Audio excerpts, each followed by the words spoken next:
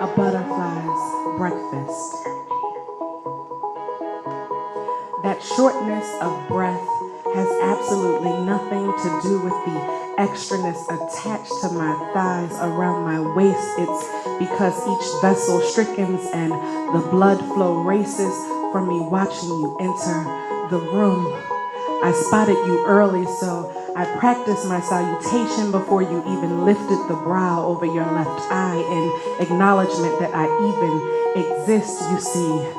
The butterflies in my belly devoured pop rocks for breakfast, so their wings are tickling the interlining of my stomach, causing the creases that deepen my hidden dimples to appear. But as I begin removing smoke screens of fairy-tale love stories, I still grew my Rapunzel braid long enough to allow you to climb into the window of my subconscious, and I haven't been able to stop thinking about that kiss, yet it was light and sweet like honeydew, so succulent. I remember what it felt like to taste your lips. You wore spearmint chapstick that day. Now, every time my cocktail is served, garnished with little green leaves, I remember you.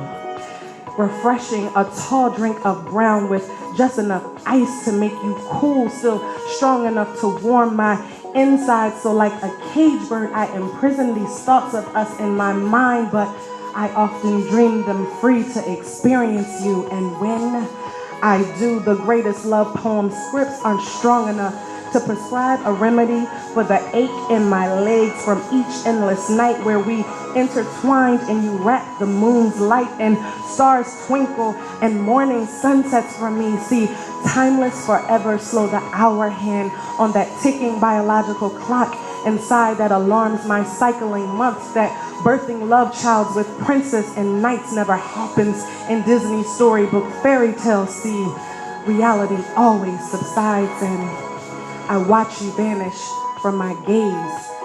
Quietly, the woman sitting to the left of me gestures towards a masculine silhouette that appears from the corner you once stood in, and in a few swift steps he seemingly floats in our direction, his cologne arriving before he does, engulfing our senses as he embraces her.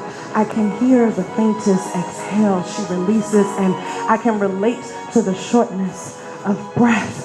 I wish I could transport into the center of their hug. It feels so right there between two hearts secure there, grounded, surrounded in love. I wonder if he even knows how she dances to the idea of his morning hellos and how she dies 1,000 deaths over and over every time he says goodbye instead of good night. He takes her breath away.